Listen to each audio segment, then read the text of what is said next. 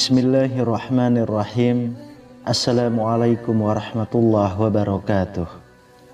Syukur alhamdulillah kita bisa berjumpa lagi di channel ini.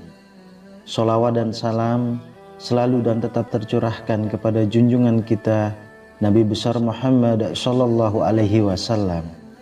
Allahumma sholli ala sayyidina Muhammad wa ala ali sayyidina Muhammad. Harapan dan doa saya semoga saudaraku semuanya selalu diberikan kesehatan, dilapangkan rezekinya, diampuni dosa-dosanya, dan dipanjangkan umurnya. Amin ya rabbal alamin. Sahabat beriman yang dirahmati Allah, banyak orang yang terbangun di waktu saat malam hari. Sayangnya, fenomena ini seringkali diabaikan. Namun tahukah kita bahwa ini adalah cara tubuh dan Tuhan berkomunikasi dengan kita? Jadi, dilihat dari waktunya, bangun di malam hari, tubuh kita sedang mengalami sensasi tertentu. Ini juga sebuah cara fisik dan emosi menyampaikan masalah pada kita. Terbangun di tengah malam, sebaiknya jangan diabaikan. Dalam salah satu pengobatan, siklus tidur menjadi saat kita menerima pesan dari Tuhan. Titik-titik energi ini terhubung dengan sistem jam yang bisa dipercaya memberikan energi untuk bagian tubuh tertentu. Lalu apa saja rahasia ilmiah tubuh dalam menjawab hal tersebut? Dan apa rahasia Islam mengungkap dalam kebiasaan tersebut? Bangun jam 9 sampai 11 malam.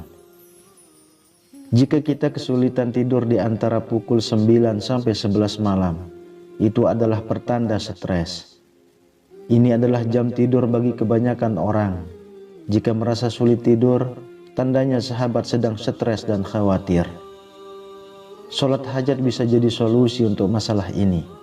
Membaca Al-Quran juga bisa menjadi solusi untuk kita agar hati menjadi lebih tentram, sehingga tidur menjadi lebih nyenyak dan berkualitas. Bangun jam 11 sampai jam 1 malam. Terbangun pada pukul 11 malam hingga 1 pagi, pertanda kita sedang mengalami kekecewaan emosional. Pengobatan kuno mengatakan bahwa ini adalah waktu di mana kantung empedu aktif. Bangun pada jam ini menunjukkan kekecewaan.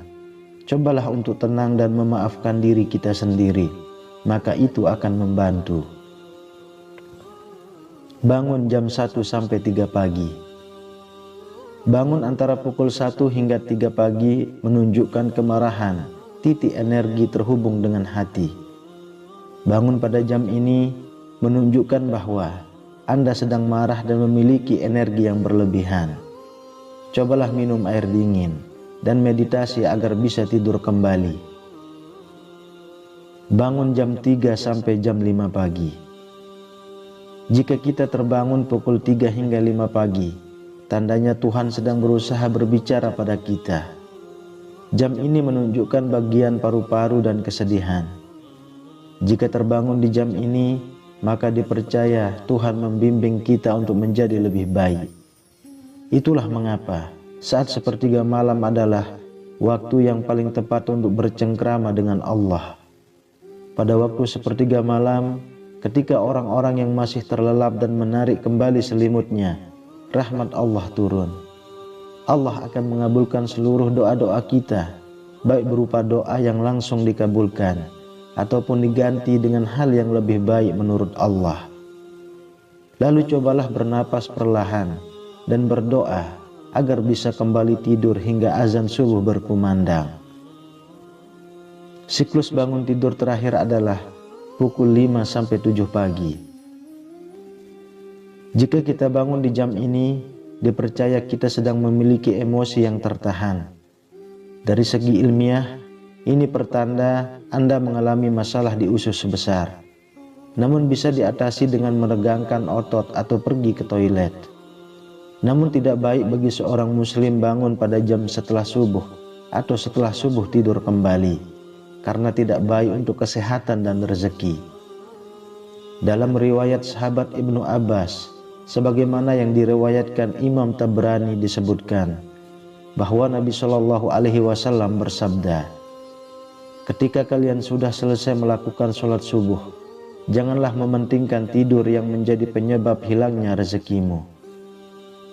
Di antara hal yang makruh menurut para ulama adalah tidur setelah sholat subuh hingga matahari terbit, karena waktu tersebut adalah waktu memanen ghanimah atau waktu meraih kebaikan yang banyak. Madarijus Salikin. Dari Urwah bin Zubair, beliau mengatakan, dulu Zubair melarang anak-anaknya untuk tidur di waktu pagi. Urwah mengatakan, sungguh jika aku mendengar bahwa seorang itu tidur di waktu pagi, maka aku pun merasakan tidak suka dengan dirinya. Hadis riwayat Ibnu Abi Syaibah dengan sanad yang sahih. Hal ini juga dikatakan oleh Ibnu Qayyim rahimahullah, yaitu banyak tidur dapat mengakibatkan lalai dan malas-malasan.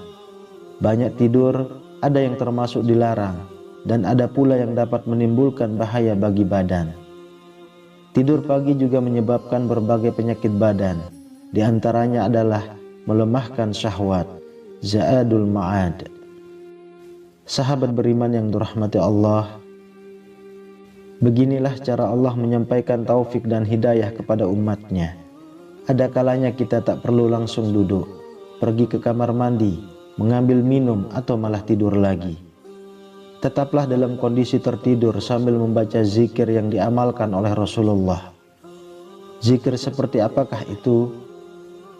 Dari Ubadah bin Samit, dari Nabi bersabda, siapa terbangun di waktu malam lalu membaca La ilaha illallah wahdahu la syarikalah lahul mulku wa lahul hamdu wa huwa ala kulli syai'in qadir, alhamdulillah wa subhanallah wa la ilaha illallah wallahu akbar wa la hawla wa la quwata illa billah. Dan ia berdoa, ya Allah ampunilah aku, atau berdoa pasti dikabulkan doanya. Jika ia berwudu dan sholat, pasti diterima sholatnya. Hadis riwayat Al-Bukhari. Tubuh menyimpan begitu banyak rahasia. Jika kita belajar mencari tahu dan mendengar, maka tubuh sebenarnya sedang memberitahu kita informasi. Kita juga bisa meningkatkan kesehatan fisik dan spiritual dalam kehidupan kita. Wallahu a'lam bishawab. Demikian yang bisa saya bagikan. Semoga bermanfaat untuk kita semua. Amin ya rabbal alamin. Assalamualaikum warahmatullahi wabarakatuh.